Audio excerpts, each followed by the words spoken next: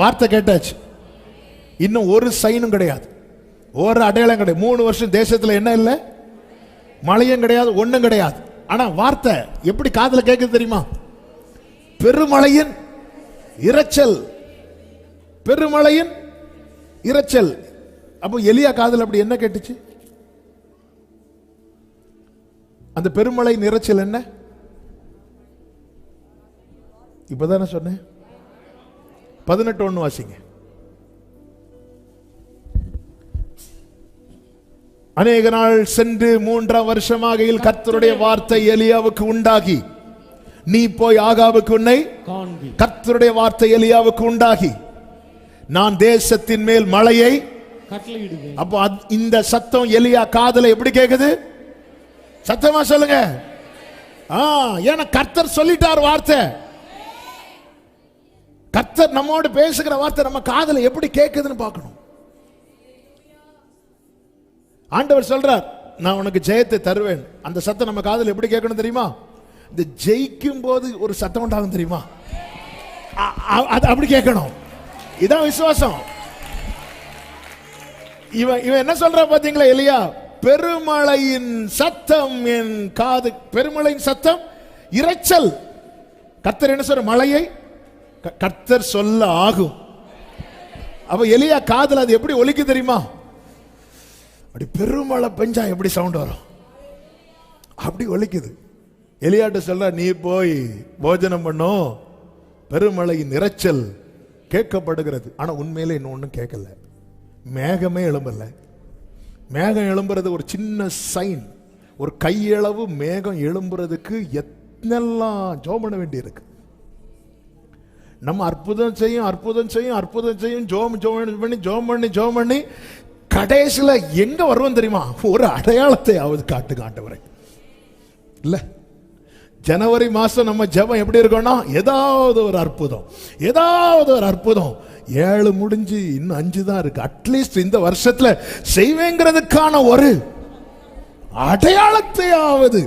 எலியா மலை மேல ஏறும்போது என்ன சொல்லிட்டு போறார் அப்படின்னா, பெருமழையின் இரைச்சல் கேட்கப்படுகிறது. அவர் நினைச்சிருப்பாரு, அப்படி சொன்னதும் மழை பொத்து அக்கினி பொத்துன்னு விழுந்தது போல மழையும் விழு. நேர போய் அப்படி சாஷ்டாங்கமாய் விழுந்து முழங்காலில் தலைப்படிய இப்படி பார்த்துட்டே போய் பாரு, ஒன்னும் கேட்க மாட்டேங்குது.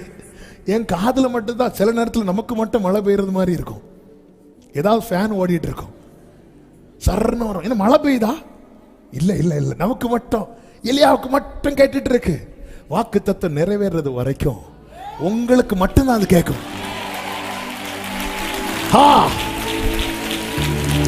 உங்களுக்கு மட்டும்தான் கேட்கும். அதனாலதான் நீங்க வார்த்தை சொன்னாலும் உங்க கூட இருக்க உங்களுக்கு பிடிக்காது. ஏன்னா அது இன்னும் நிறைவேறல. தன் ஊழியக்காரனை நோக்கி, நீ போய் சமுத்திர முகமாய் பார் என்றான். அவன் போய் பார்த்து ஒண்ணுமே இல்லை. ஆமே, இந்த இல்லைங்கிற பதில உடனே சொல்ற கிருபை பெற்றவங்க நம்ம கூட இருப்பாங்க. சரி, இவ்வளவு முழங்கால் பட குனிஞ்சு ஜெபம் பண்றாரு, சரி அவருக்கு ஆறுதலுக்காவது ஏதோ வர்றது மாதிரி இருக்கு, அப்படி சொன்னாலாவது கொஞ்சம் நடக்கும் போல இருக்கு. இல்ல அதெல்லாம் ஒண்ணும் கிடையாது. கஷ்டப்பட்டு நம்ம ஜெபம் பண்ணிட்டு ஏதாவது வாய்ப்பு இருக்கா? ஒரு வாய்ப்பும் கிடையாது. இருக்கிற வாசலும் இப்படி சொல்றதுக்கு கூட கூட இருக்கிறவங்க தான், வேற யாரும் கிடையாது. ஆமே, ஹல்லேலூயா. நம்ம வீட்டில் நம்மளை சுற்றி எவ்வளோ கிருபை பெற்றவங்க இருக்காங்க. நீங்கள் வீட்டில் போய் பாருங்க, ஒவ்வொருத்தரையா பாருங்க. கரெக்டு தான். ஆமே, இப்படி அவன் 7ஆம் தரமும் இன்னும் 7 தரம் 7ஆம் தரம் அவன் போய் ஏதோ சமுத்திரத்திலிருந்து ஒரு மனுஷனுடைய உள்ளங்கை அத்தனை சிறிய மேகம் எழும்புகிறது. ஒரு சின்ன மேகம் எழும்புறதுக்கு எலியாவை நீ ஜெபம் பண்ணணும். நல்ல கவனமா கேளுங்க. அப்பொழுது அவன், நீ போய் ஆகாபை நோக்கி, மழை உம்மை தடை செய்யாதபடிக்கு வாசிங்க போய்விடும் என்று சொல் என்றான். அடுத்த வசனம், அதற்குள்ளாக வானம் மேகங்களினாலும் காற்றினாலும் கருத்து பெருமழை உண்டாயிற்று. நல்ல கவனிங்க. சமுத்திரத்திலிருந்து சமுத்திரத்திலிருந்து எழும்பினது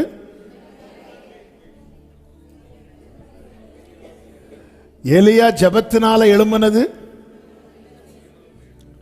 ஒரு உள்ளங்கை அளவு மேகம்.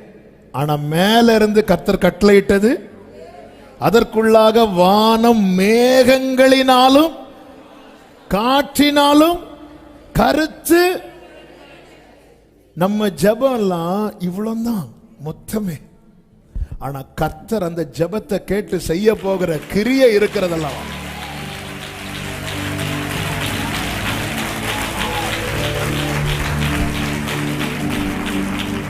உள்ளங்கை. உள்ளங்கைன்னு இதானே இல்ல பாருங்க, மொத்தம் ஜெபம் இவ்வளவுதான். ஹல்லேலூயா. இத கேட்டு அவர் என்னங்க செய்வார்? இந்த இதுக்குள்ள என்ன வைக்க முடியும்? ஒரு கல் தோசை கூட வைக்க முடியாது. மொத்தமே நம்ம ஜெபம் 7 தடவை சாஷ்டாங்கமாய். அது என்ன சொல்லிட்டு மேல போறார் தெரியுமா? பெருமழை. நம்ம கேட்ட வார்த்தைக்கும் நாம பண்ற ஜெபத்தை வச்சு பார்த்தா என்னப்பா கேக்குது உனக்கு?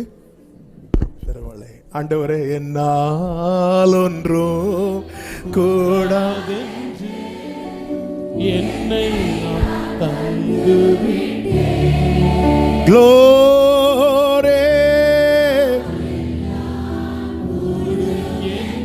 ஷலமமரே கமமரோ.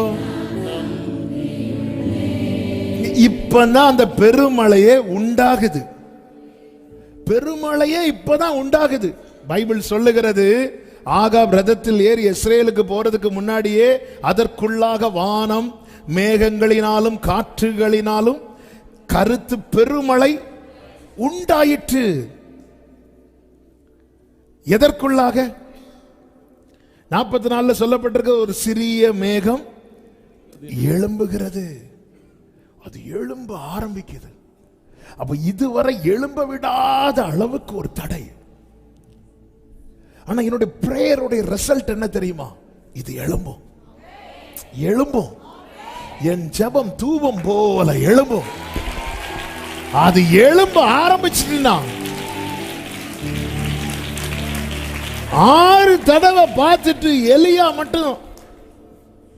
அதனால கம்பேர் பண்ண கூடாது.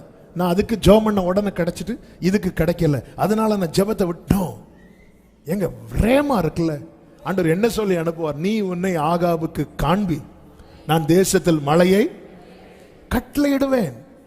அதனால அந்த வேர்டு வந்து அவருக்கு ஒலிச்சுட்டே இருக்கு.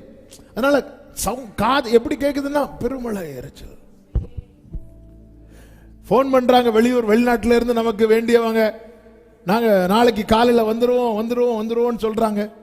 நமக்கு அடுத்த நாள் காலையில் எந்த வண்டி போனாலும் நம்ம காதல் எப்படிதான் கேட்கும் தெரியுமா? அவங்க வந்துட்டாங்க. எலியா காதல் அப்படிதான் கேட்குது. ஆகாவே எல்லாம் ரெடி ஆகிக்குவாங்க, பெருமழை நிறைச்சல் கேட்கிறது அப்படிங்கிறார். இன்னும் மழையே உண்டாகல, இன்னும் ஒன்னும் உண்டாகல.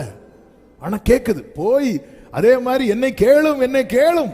அதான் முதல் விசை இப்படி ஜெபம் பண்ண ஆரம்பிக்கும் போதே அவன்கிட்ட போய் நீ போய் பாரு அப்படிங்கிற. ஆமென். என்ன சொல்ல? முதல் விசை. ஓகே, கவனிங்க. முதல் விசை பாரும். அவன் சொல்ற ஒண்ணுமே இல்லை. நம்முடைய ஜெபத்துக்கு பதில் உடனே கிடைத்ததும் நம்மை சூழ்ந்திருக்கிறவர்கள் அறிவார்கள். நம்ம ஜெபத்துக்கு பதில் கிடைக்காததும் அறிவார்கள். ஆனா உங்க காதுல அந்த பெருமழை கேக்குதா? எது பெருமழை? வார்த்தை. அது மட்டும் ஸ்டாப் ஆயிட்டுனா உங்களால ஜெபம் பண்ண முடியாது. எலியா கிட்ட திரும்ப வந்து சொல்லல, நான் மழையை தருவேன். ஆனா நமக்கு ஸ்டாப் ஆயிரும் தெரிஞ்சு கர்த்தர் திரும்ப சொல்லிட்டு இருக்கிறார்ல. திரும்ப பைபிள் திறந்தா அதான் வருது, யூடியூப் ஆன் பண்ணா அதான் வருது, சர்ச்சுக்கு வந்து உட்கார்ந்தா அதுதான் வருது, படுத்து சொப்பனத்திலையும் அதுதான் வருது.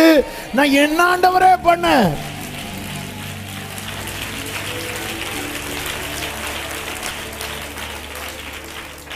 ஹல்லேலூயா.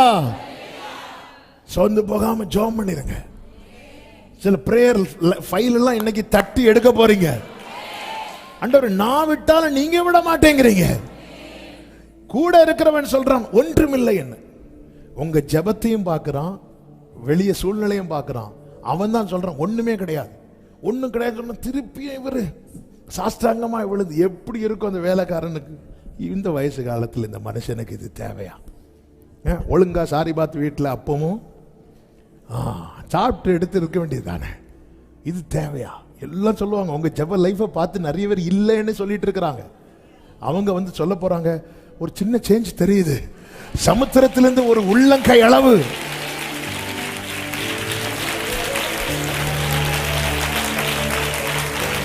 ஆமென்.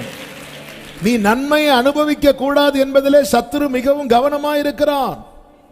ஆனா உன்னை கர்த்தர் தொடர்ந்து ஜெபிக்க வைத்து அந்த நன்மையை சுதந்தரிக்க வைப்பதே தேவனுடைய சித்தமாயிருக்கிறது. இயேசு இந்த பூமியில வந்து செய்த ஊழியத்துல பெரிய ஊழியம் எது சொல்லுங்க, குயிக்கா சொல்லுங்க.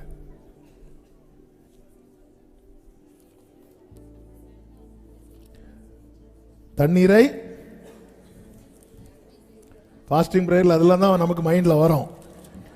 அப்போ தண்ணீர் ரசம் ஆறுது, அப்புறம் பஸ்கால நைட்டு மட்டன் சாப்பிட்டது, இதெல்லாம் வரும். இயேசு செய்த ஊழியத்தில் பெரிய ஊழியம் என்ன தெரியுமா? சிலுவை. சிலுவை. அந்த சிலுவையில் அவர் அதான் பெரிய மினிஸ்ட்ரி. மீதி எல்லாம் ஒரு நன்மை செய்கிறவரா சுற்றி தெரிந்தார். அவர் செஞ்ச நன்மையெல்லாம் சொல்லுங்க, சும்மா டக் டக்னு சொல்லுங்க. அவர் செஞ்ச அற்புதத்தெல்லாம் சொல்லுங்க. குருடரின் கண்களை, அடுத்து லாசருவை உயிரோடு எழுப்பினார். எலியா ரூம்ல ஒருத்தனை தூக்கி போட்டாங்க, அவன் உயிரோடு எழுப்பினானா? எலிசாவின் எலும்பை கொண்டு கல்லறைக்குள்ள போட்டாங்க, என்னாச்சு? வேற அற்புதம், தண்ணீர் ரசமாச்சு. மோசே கோலை வச்சு அடிச்சதும் தண்ணீர் எதாச்சு? வேற அற்புதம். அப்போ 5 அப்பம் 5000க்கு அதிகமாக வந்துச்சு. சாரிபாத் வீட்டில் கொஞ்சம் மாவு எண்ணெய் இருந்துச்சு. பஞ்சகாலம் முழுவதுக்கும் வேற அற்புதம். கடல் மேல நடந்தார். மோசே தலைமையில் ஜனங்கள் கடலை பிரிச்சு. அவ எதுக்கு இதை சொல்றேன்? அதெல்லாம் செஞ்சது யாரு? எலியா, மோசே கிடையாது. இவர் தான் செய்யறாரு. ஆனா இதை செய்யறதுக்கு அவர் வர வேண்டிய தேவையில்லை. இதெல்லாம் அங்கிருந்தே செஞ்சார். அங்கிருந்தே மோசையை வச்சு செஞ்சார், எலியா வச்சு செஞ்சார். ஆனா ஒரு காரியம் செய்யறதுக்கு அவரை தவிர வேற ஆளே கிடையாது. அந்த இடத்துல வேற யாரையும் நிக்க வைக்கவே முடியாது.